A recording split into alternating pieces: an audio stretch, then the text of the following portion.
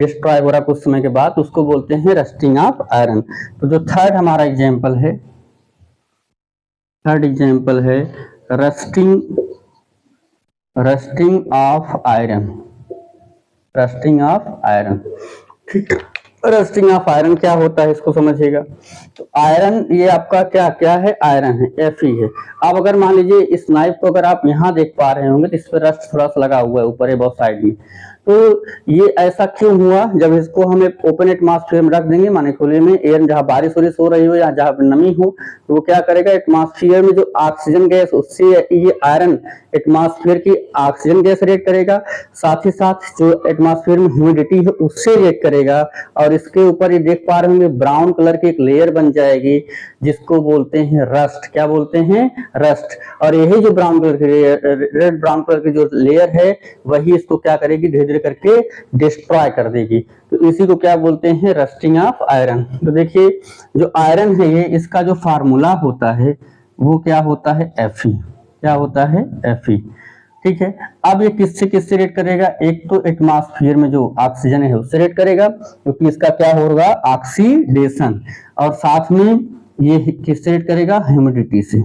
अब होता क्या है, कभी कभी इन्वायरमेंट में ह्यूमिडिटी कम होती है और कभी कभी क्या होती है, अधिक होती है। जैसे बारिश में अधिक होगी, है ना, इसके अलावा समर में कम होगी, विंटर में भी होगी। तो ऐसे ही जो है, अब यहाँ पे क्या करेंगे, इसको यहाँ पे जहाँ पे एक्स, यहाँ पे H2O है, वहां पे इसका कुछ क्वांटिटी हम ले लेंगे। सपोज करो हम यहाँ पे X ले लेते हैं, क्या लेते हैं, X मॉलिक्यूल है, वन मॉलिक्यूल है, 2 मॉलिक्यूल है, 1/2 मॉलिक्यूल है, यहाँ पे हम X मान लिए, कंफर्म नहीं है, ठीक है, वो कुछ भी हो सकता है। अब आगे देखिए, तो जब ये रिएक्ट करेंगे, आयरन ऑक्सीजन के साथ रिएक्ट करेगा और वाटर के साथ, ह्यूमिडिटी के साथ रिएक्ट करेगा, ये फॉर्म करेगा Fe2O3 XH2O। ठीक है, ये XH2 वाटर से ऐड हो जाएगा और साथ में ऑक्सीजन रिएक्ट करेगा, तो क्या फॉर्म करेगा, Fe2O3 XH2O। इसको हम बैलेंस कर लेते हैं, बैलेंस नहीं है। यहाँ पे आयरन के कितने एटम हैं, बोलिए, यहाँ पे लिखा गया है Fe2। रिएक्टेंट में देखिए, इधर का रिएक्टेंट है, रिएक्टेंट में आयरन का सिंगल एटम है। और प्रोडक्ट में अगर आप देख पा रहे होंगे, प्रोडक्ट में आयरन के कितने हैं, प्रोडक्ट में आयरन के 2 हैं। थोड़ा सा रुक जाइए, ठीक है, प्रोडक्ट में क्या है, प्रोडक्ट में आयरन के 2 एटम है। यहाँ पे आयरन का सिंगल एटम है, इधर कितने हैं, 2 हैं। तो इधर भी हम 2 करना चाहेंगे, यहाँ पे हम किससे मल्टीप्लाई कर देंगे, 2 से। यहाँ पे ऑक्सीजन के 3 एटम है, इसको जान लीजिए, ये तो XH2O है, तो यहाँ पे भी है, तो बैलेंस है। इस ऑक्सीजन को देखिए, 3 ऑक्सीजन है, तो इधर भी हमें 3 चाहिए, तो हम क्या करेंगे, यहाँ लगा देंगे 3/2, 2 से 2 कैंसिल होगा, 3 बचेगा, ये भी आपका 3O2। तो अब देखिए ये 3 हो गया, 3O, 2 से 2 कैंसिल हो जाएगा, तो 3O होगा ना, ये देखिएगा, ये इस तरीके से। ठीक है, इसको ऐसे लिखिए या आप ऐसे भी लिख सकते हैं, 2 से 2 कैंसिल हो जाएगा।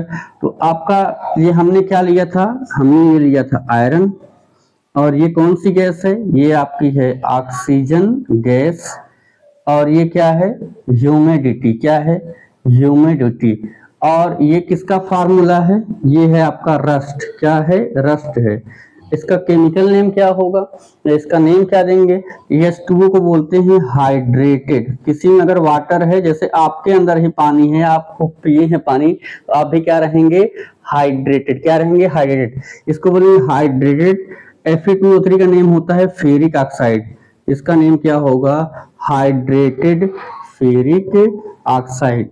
अब यहाँ पे हम नेम लिख देते हैं। अगर आपको नेम जानना है कैसे नेम लिख देते हैं, आप हमारे जो प्रीवियस वीडियोस हैं, जो हमने बेसिक ऑफ केमिस्ट्री का एक प्लेलिस्ट बना रखा है, बेसिक ऑफ केमिस्ट्री को आप पढ़ लेंगे। जैसे हम इजली नेम यहाँ पे लिख पा रहे हैं, वैसे आप भी इजली नेम लिख पाएंगे। ठीक है, तो आयरन किससे रिएक्ट किया, ऑक्सीजन से और ह्यूमिडिटी से, और क्या फॉर्म कर लिया, रस्ट, हाइड्रेटेड फेरिक ऑक्साइड। इसका एक नेम और हो सकता है फेरिक ऑक्साइड।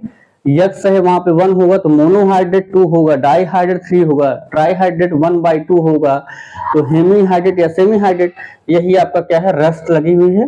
अब इस पे आयरन पे, और ये भी अगर आप इसको बचाएंगे नहीं, बाहर रख दीजिए छत पे, बारिश होती रहे, कुछ दिन बाद ये पूरी तरीके से रस्ट इसको पूरी तरीके से क्या हो करेगा, डिस्ट्रॉय कर देगा। अब हम ये देखते हैं कि कैसे हम इनसे छुटकारा पा सकते हैं, किससे, कोरोजन से कैसे छुटकारा, कैसे बचाएं इन सबको। तो उसका एक तरीका होता है कैसे हम इनको बचाएंगे, ठीक है। तो ये आप पहले इसको नोट कर लीजिए, इसके बाद हम प्रिवेंशन बता सकते हैं कैसे इससे आप छुटकारा पाएंगे। नोट हो गया, चलिए इरेज कर देते हैं इसको। अब लास्ट देख लीजिए कैसे इसको प्रिवेंट करेंगे। तो प्रिवेंशन ऑफ कोरोजन या प्रिवेंशन फ्रॉम कोरोजन, ठीक है, कोरोजन से हम कैसे छुटकारा पाएंगे उसको आपको लास्ट में बता देते हैं। तो अब लास्ट हमारा इसी में टॉपिक है इसका, कोरोजन का, प्रिवेंशन ऑफ कोरोजन।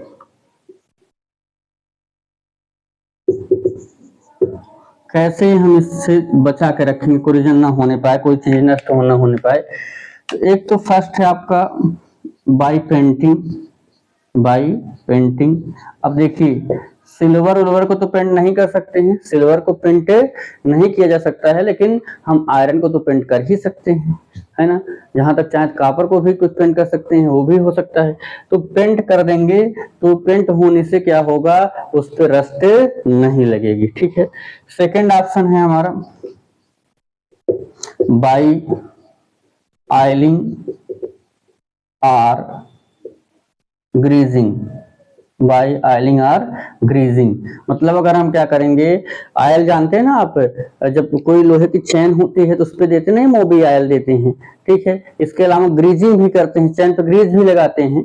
तो ग्रीजिंग और आयलिंग कर देंगे तो भी वो जो एटमॉस्फेयर में, क्योंकि वाटर और जो आयल है उसके दोनों बिटवीन में जो है थोड़ा सा एक प्रकार से बोलिए एनिमी एक दूसरे के हैं।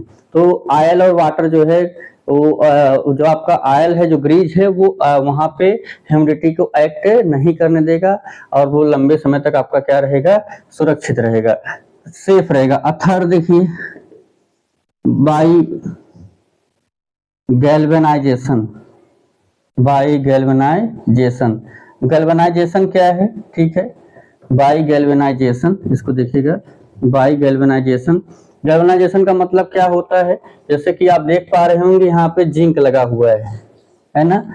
इस जिंक को क्या करेंगे, इस जिंक को जैसे मान लीजिए यहाँ पे एक कंटेनर है, इस कंटेनर में क्या करेंगे, मेल्टेड जिंक को ले लेंगे। जैसे इसी को हमें कोरोजन से बचाना है, या मान लीजिए हमें जो है इसको कोरोजन से बचाना है, तो हम क्या करेंगे, इसमें ले लेंगे मेल्टेड जिंक और इसी में क्या करेंगे, इसको डिप कर देंगे, या जो है हम इसको डिप कर देंगे। डिप करके जब निकालेंगे तो इसके ऊपर क्या होगी, जिंक की लेयर बन जाएगी, और जैसे जिंक की लेयर बनेगी तो डायरेक्ट क्या होगा, ह्यूमिडिटी और ये सब चीजें इससे रिएक्ट नहीं करेंगी। तो लेयर बन जाने से लंबे समय तक क्या रहेगा, आपका सुरक्षित रहेगा, सेफ रहेगा। तो बाई गैल्वेनाइजेशन, उसको जो है हम उस मेटल की सरफेस पे जिंक की लेयर बना करके उसको हम लंबे समय तक सेफ रख सकते हैं। तो ये हमारे कुछ मेथड्स हैं जिनसे हम बचा सकते हैं कोरोजन होने से मेटल को। तो आपने कोरोजन को आज सीखा, कोरोजन है क्या, उसके एग्जाम्पल क्या हैं और कैसे हम उसको प्रिवेंट कर सकते हैं, ठीक है। कोरोजन होने से कैसे मेटल को हम प्रिवेंट कर सकते हैं। आपको वीडियो कैसा लगा आप कमेंट बॉक्स में जरूर बताइएगा। साथ ही साथ एक रिक्वेस्ट है, चैनल पे आप नए हैं, चैनल को सब्सक्राइब कर दीजिएगा, बेल आइकन जरूर प्रेस कीजिए, जिससे मैं जो नया वीडियो अपलोड करूँ वो आपके पास पहुंचता रहे। Thanks lot of to all of you for meet again soon.